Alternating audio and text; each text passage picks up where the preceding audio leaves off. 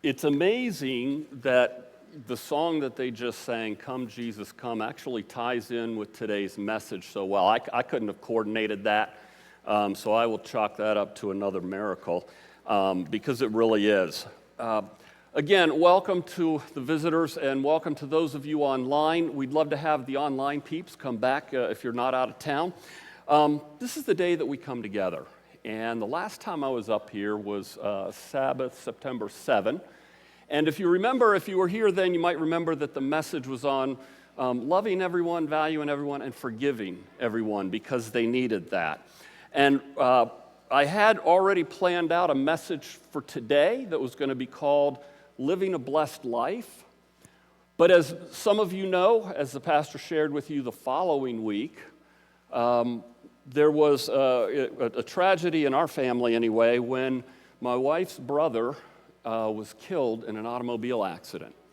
And I'll never forget, we learned that at 7 in the morning on Friday, and Sabbath's message was on forgiveness. And I'm just like, I don't know if I can do this. But it reminded me of how much I need to forgive. You see, a young lady, 22 years old, her life was changed on Friday morning when she went over the line and hit my brother-in-law and sister-in-law, resulting in a death. We're still struggling through it, but many of you I know have been praying, you've sent good thoughts to us, and we just want to say thank you so much for your support. It's interesting, when we went out to the memorial service, I learned a lot more about my brother-in-law than I ever knew. I mean, if you Google Charlie McMillan, you'll see, I told you, I married way out of my league, right? He's director of Los Alamos Labs, all that stuff. But there were stories that people were sharing that really impacted that person's life that Charlie had probably no idea about. And so that's why I started thinking about this, and today's message is, how badly do you want it? How badly do you want it? And it really, I want us just to focus on this because so many times there are things left that are unsaid.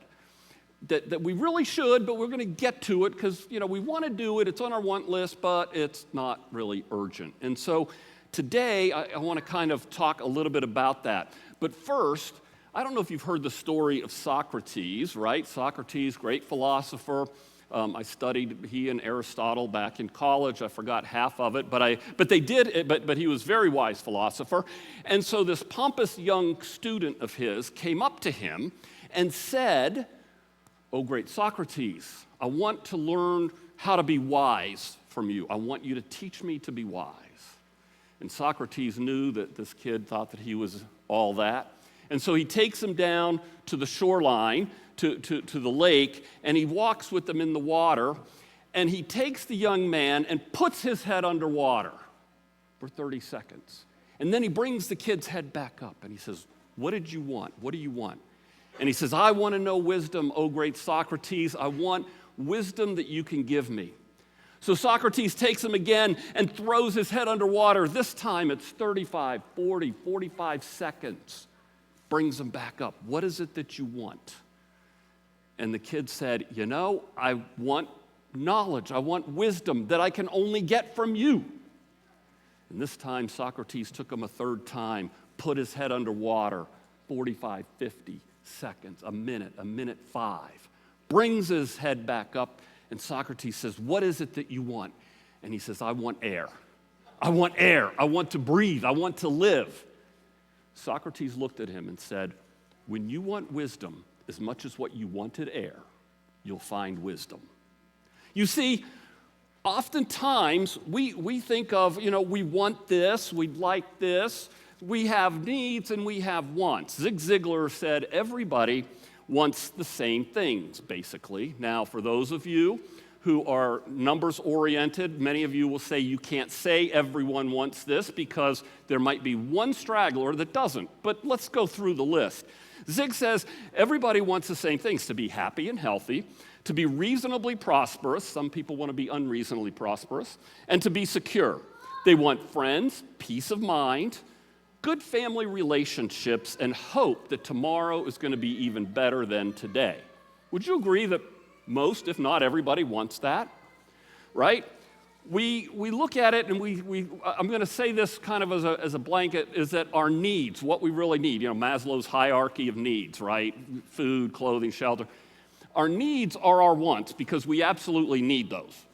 But many of our wants aren't necessarily our needs. We need oxygen.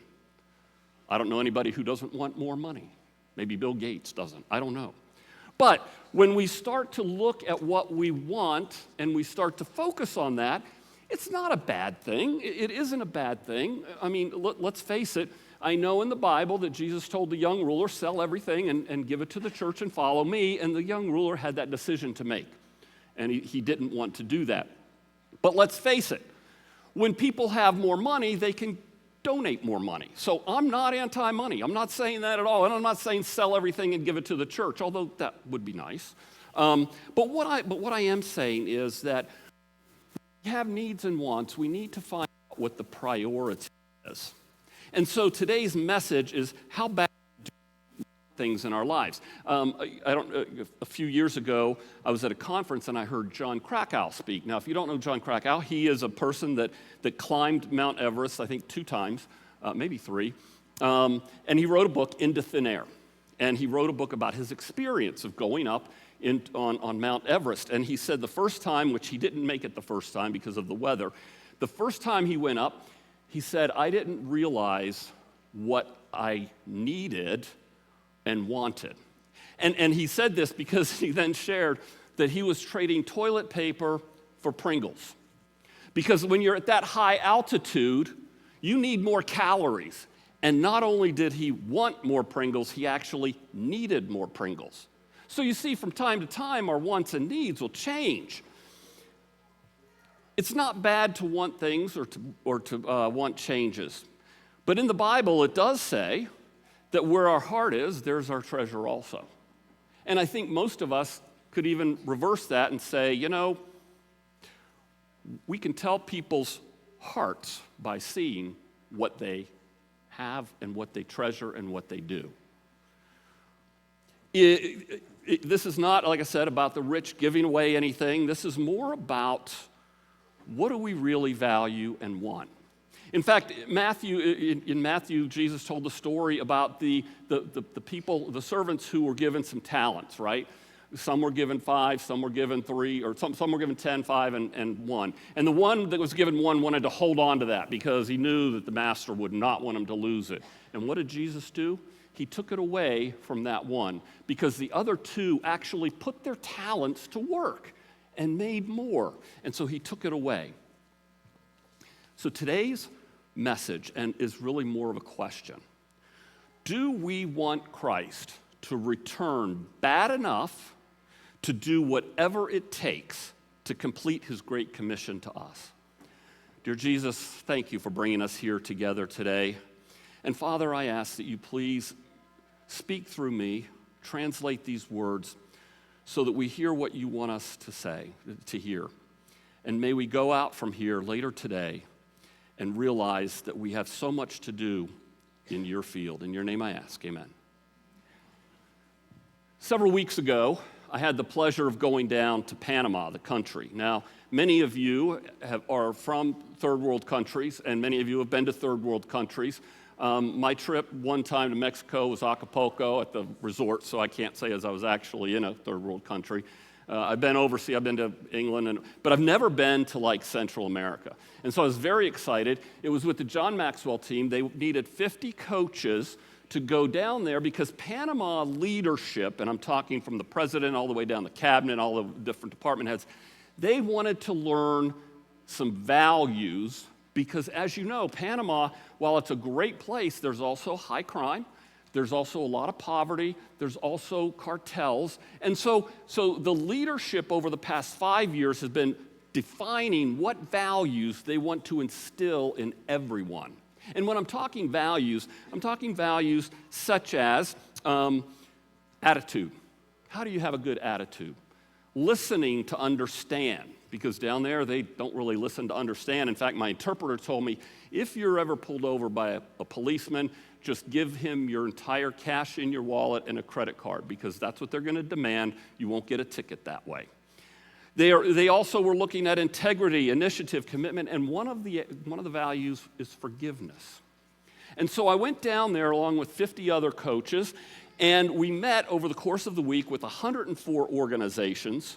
We did 348 trainings down there, and helping people to become facilitators for these 10 values. In fact, we trained over 3,600 people down there, and those 3,600 people are now training 18,000. So you see, it starts with just a little group that goes down there. Now, why am I leading off with this? One is because while I was down there, while we call it a transformation trip for Panama, it's really a transformation trip for me.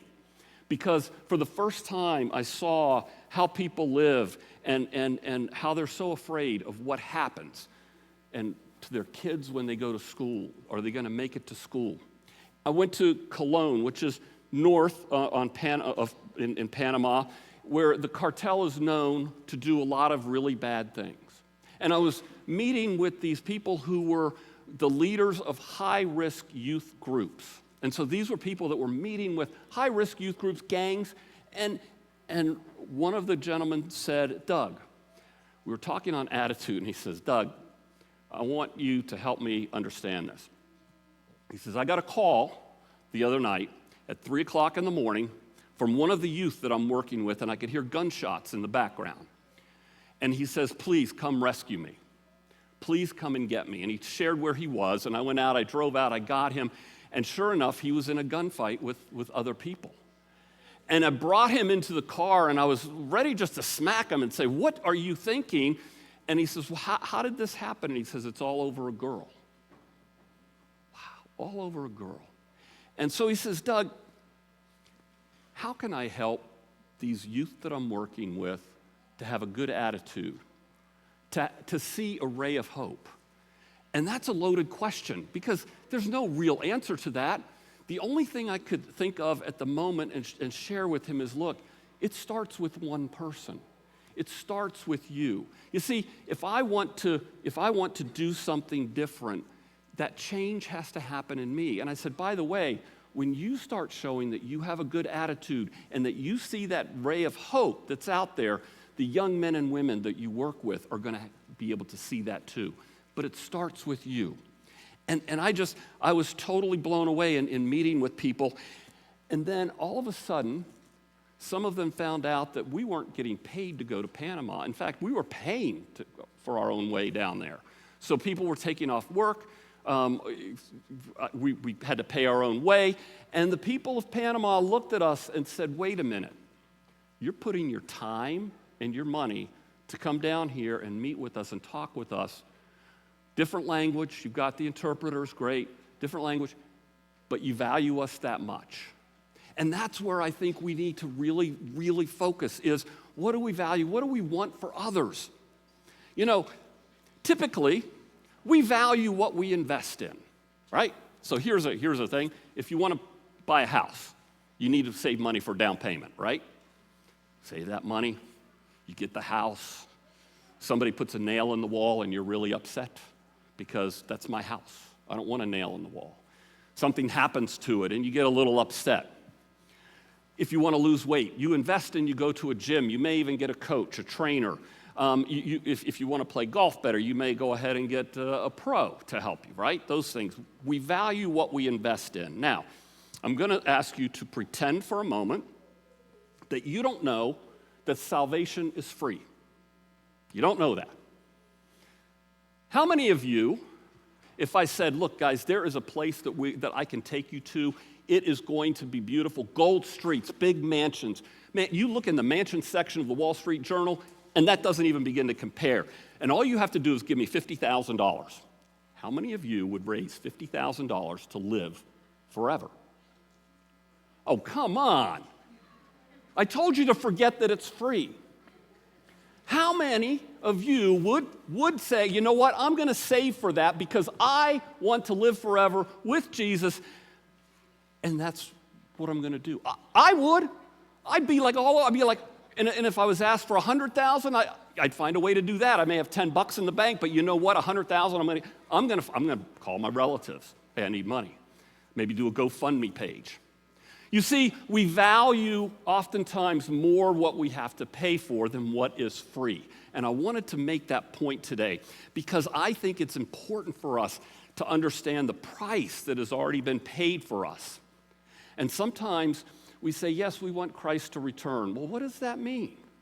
What are you doing to help Christ return? I'd like to take a look at 3 examples in the Bible of what people were willing to do to change their situation. The first is King Hezekiah. Does everybody remember about King Hezekiah? This guy, he reigned for like 15 years. He was really good. He did a lot of good things. And then along comes the prophet Isaiah, and he says, hey, God told me to tell you, put your house in order. You're going to die. No coming back. You're going to die. Put your house in order. Do you remember King Hezekiah's response? He's like, oh, please, oh, Lord, please remember all the good things I've done. You know, when we get into bad situations, we oftentimes try to bargain with God. Oh, okay, Lord, I know I slipped up here, but remember these 10 things that I've done, and I really want to do more, and I want more time, and please, Lord, please get me out of this situation that I'm in because I've walked into it. And God responds. And he told King Hezekiah, he says, I will give you 15 more years, even though he knew that 2 years later, Hezekiah would be a father to the next king who was going to be absolutely disastrous for Israel. God spared his life for 15 more years. And God said, I'm even going to prove it to you. Do you want the sun to move forward or backward? Well, forward, it's kind of nature. Backward, I loved what he said. I'll move it backward. I can't imagine God sending a sign like that to me. I would love to see it. But King Hezekiah was willing to do whatever it took to get a few more years. The second thing the second example is Naaman. Now, people know about Naaman. You know about the little servant girl who we still don't know her name. She's only in one verse in the Bible, and yet the impact she had was incredible. You see, she tells the lady of the house, if Naaman would go to this prophet, Elisha, down in this village, I know Elisha can cure him. So the wife tells Naaman, hey, Naaman, you want to go get cured of this leprosy? Why don't you go on down and see Elisha? So Naaman, he's this big guy, right? He is a leader of the army. He is well decorated. He probably has some pride with him, but he's got a chip on his shoulder because of the leprosy. He puts together his posse. They all go barreling towards Elisha. Barreling down. They get there. And who comes out to meet him? Not Elisha, not the prophet. It was a servant. Now, I don't know about you, but if I was going to meet with a dignitary or I knew a dignitary was coming, man, I'd be out there myself. I mean, I had the pleasure of meeting Colin Powell one time. I was like, Colin Powell, nice. Very, very nice. But not Elisha. Elisha tells his servant, go on out. Tell Naaman he needs to go dunk in the Jordan River 7 times and he'll be cured. So here comes the servant. And what do you think Naaman thought? When he sees this servant, this person that's well below him, come out and say, hey, you need to go dip 7 times in the Jordan. I'm thinking Naaman probably said, hey, look, there's a lot better rivers back where I came from. What do you mean? 7 times. Well, he starts heading back, very irritated. I imagine he was barking at his men all the way back. And one of the guys finally had the chutzpah to step up and say, hey, if he asked you to do something incredibly great, you would do it. You see, that's where it comes in. We value what we pay for. We value what we need to go for. This is free. Go into the Jordan River. The least you'll wipe a little dirt off of you, maybe get, smell a little bit better. And Naaman did. 1 time, 2 times, and I'm sure he's skeptical, and he's probably barking at his men even more. I told you this wasn't going to work. 7th time, he comes up. Can you imagine the humility that he must have had, the overall feeling of exhilaration that, wow, I can't believe this happened. You see, that little girl on that one day who said, go down and see Elisha, changed Naaman's life forever, physically, mentally, and spiritually, because he confessed that God was the true God. How many times do we believe or know that we need to do something, but we don't, because we think it's beneath us? We think, I don't really need to do that. Somebody else is going to do that. In fact, I know somebody else will do that, so I don't need to do that. Not only do I not need to, I don't want to. In fact, the real driving motive there is I don't want to. I don't want to do that. Somebody else can do it. The third example that I'd like to bring out is the boy king Joash. Now, was he 5 years old, 7 years old when he became king? For those of you that have kids, how many of you would let your kids even decide what's for dinner at 5 and 7 years old, right? Let alone run a kingdom. Joash comes along, and even as a little kid, he could see that there were holes in the temple, that there were areas that, man, why is this? Why did it get in such disrepair? And you know what he did? He got this chest, and they drilled a hole in it.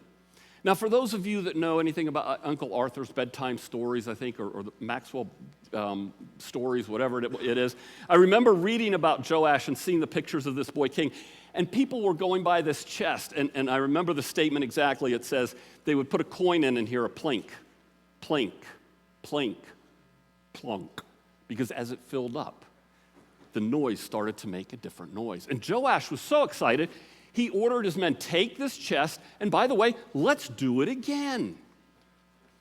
So I kind of had a thought, I don't know, maybe it's not a good thought, but it's a little thought. I was going to talk to Pastor Ray and say, we've been doing so well in donating, but maybe we need to put a little Joash box outside. Because if the Spirit really moves you on the way out, you can always give more. You see, Joash had this idea that God's house has to be in repair. But he had to get everybody on board with it. And how do you do that?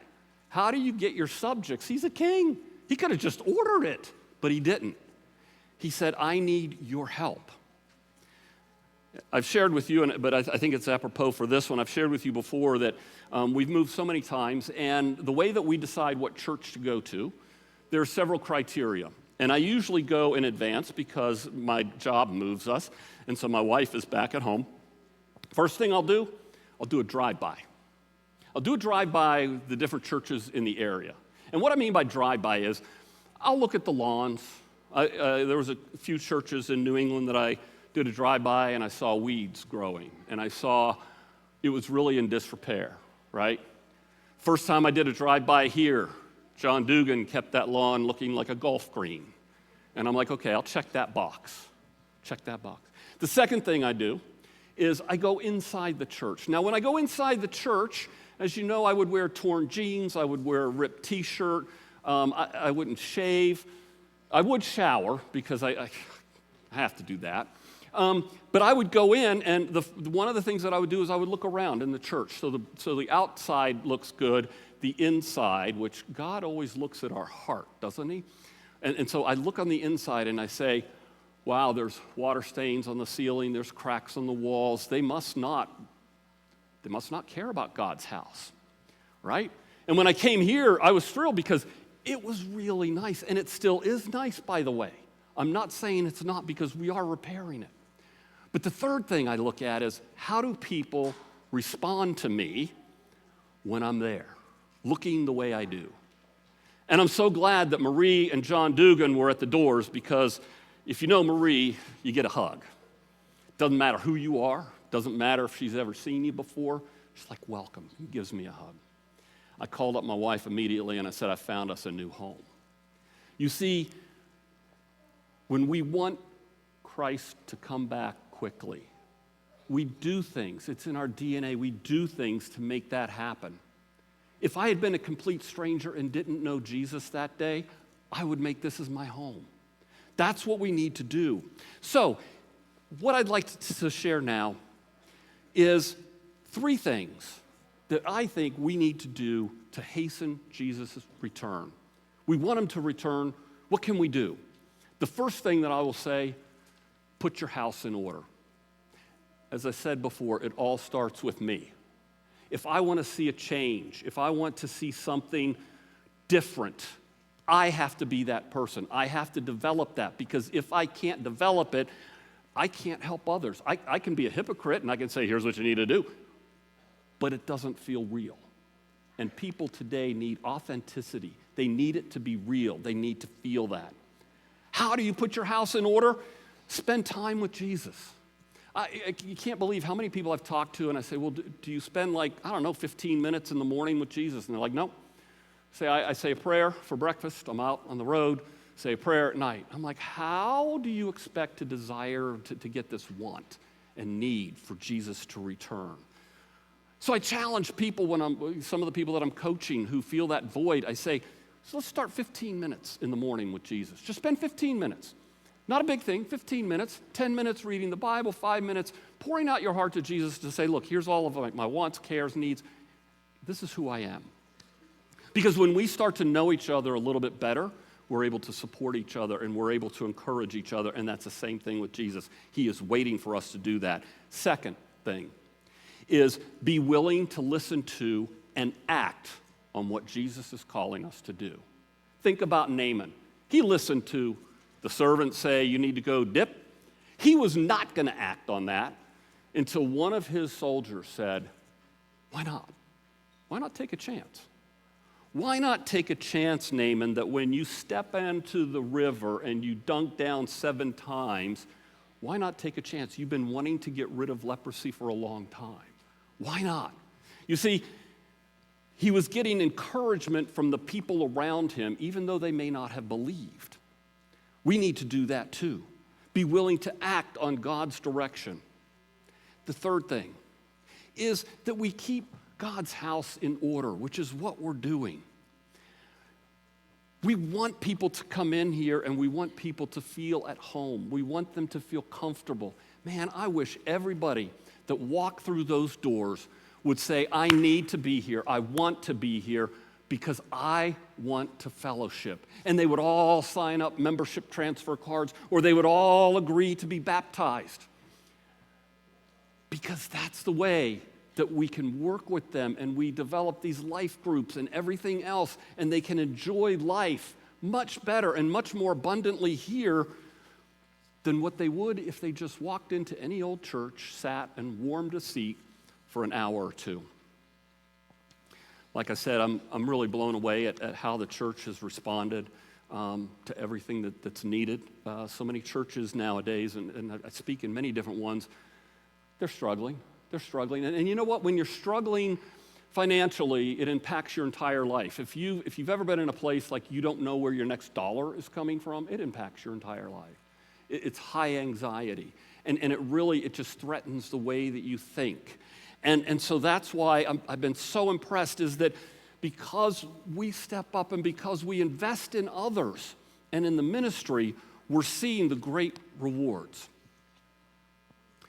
As I wrap up, I just want to remind you that life happens. Life happens. My priorities change over time. You see, I found out one thing, that once you pass a certain age, half of your life expectancy is behind you. And I remember my wife's friend, she gave me a book when I turned 50, and it was from Billy Graham, and it was called Nearer to Home. My God. I thanked her. I said, yeah, I know. But then what I'm reminded of is that we don't know how long we have. We really don't. It could be a day.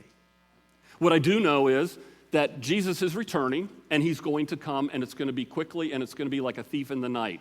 And I will remind you, all of the world events now that are going on, while it has a lot of people very anxious, anxiety is high, what's going to happen?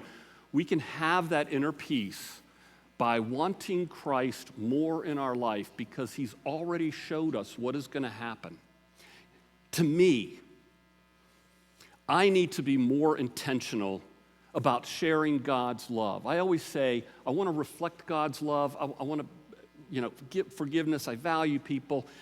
But then I challenge myself and say, what am I doing intentionally today or this week? What one thing will I intentionally do that can make an impact, a positive difference in somebody else's life that is Christ-focused and not just their current need-focused.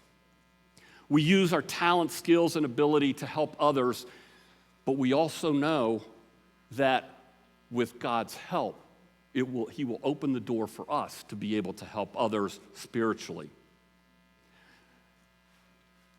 When we give our time, when we give our resources, I get a better understanding of God's love. You've heard me say before, you can't outgive God. And as you know, most of you know, there have been times in my life when I've been on the free agent market for several long months. Otherwise, for people that don't know, that means unemployed. Okay? And you have a family and you have a kid, and those are the times that I often think about, man, I'm going to have to really tighten the budget. But the one thing I've learned is I don't tighten the budget when it comes to giving. I can't, because you know what? God has always provided, and I believe that because I've experienced that. Deciding to prioritize our desire and want for Christ to be first in our lives frees us from chasing a lot of the earthly treasures that are going to rust and go away. It really enables us to focus on what is truly important, and that is to help others experience His love, grace, and giving other people the opportunity to freely receive eternal life in heaven. Freely receive. If you don't remember anything else from today, please remember that eternity with Christ is free. And we need to value that, and we need to want that more than anything that we invest our other time and money into. So my question to you is, how badly do you want it? Let's bow our heads for prayer. Dear Jesus, thank you again for bringing us here today. And Lord, there's so many needs and so many wants in our lives and in other people's lives. And Father, I just ask that you please help us to be your light to this world. May we do one thing intentionally this week that will reflect your love, your grace to other people, and be a reminder to us of what we want and need to do to help bring about your fast return. In your name I ask, amen.